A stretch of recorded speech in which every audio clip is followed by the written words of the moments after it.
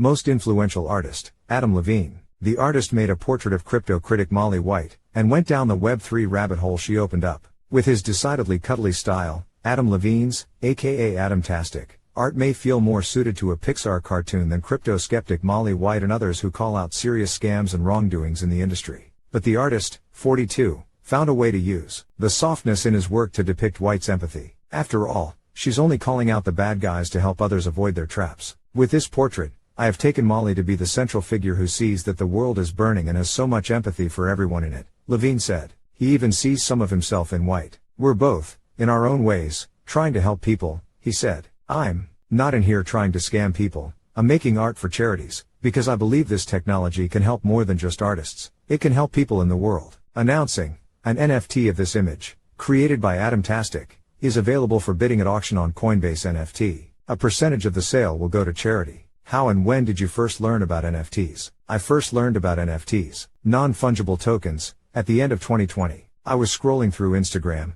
and my friend Brian Brinkman had posted some art. I went down the rabbit hole, and Brian was generous with his time. We got on lots of long, late phone calls. I took tons of notes and was hooked. This was before NFTs blew up. It was exciting.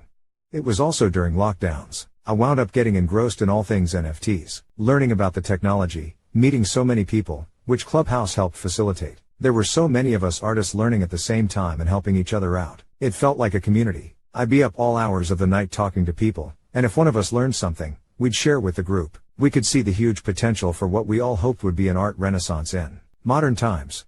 What was your first ever piece of NFT art and why did you decide to make it an NFT? I've been making art my whole life, whether it's illustration, painting, digital, physical, even sewing, crafting. But I really wanted to make things for this space, and not just put up a random piece of art that I'd made. My first NFT work was about how I felt growing up with always a little out of place. I ended up making 2 companion pieces in a series called Fitting In. The first was Drifting. I had always been called weird and would retreat into my imagination. This was a love letter to everybody who feels the same way. As a kid, teachers called me out for daydreaming. That was seen as a negative thing, but as I got older, I saw it as more of a superpower. What were some of your main considerations when creating your most influential portrait of Molly White and the skeptics? My first exposure to crypto was positive, through artists and NFTs, even though I know there's bad actors. I did a deep dive on Molly and some other skeptics, and she's not wrong. Her perspective was really eye-opening. I wound up going down rabbit holes she had pointed out. These last few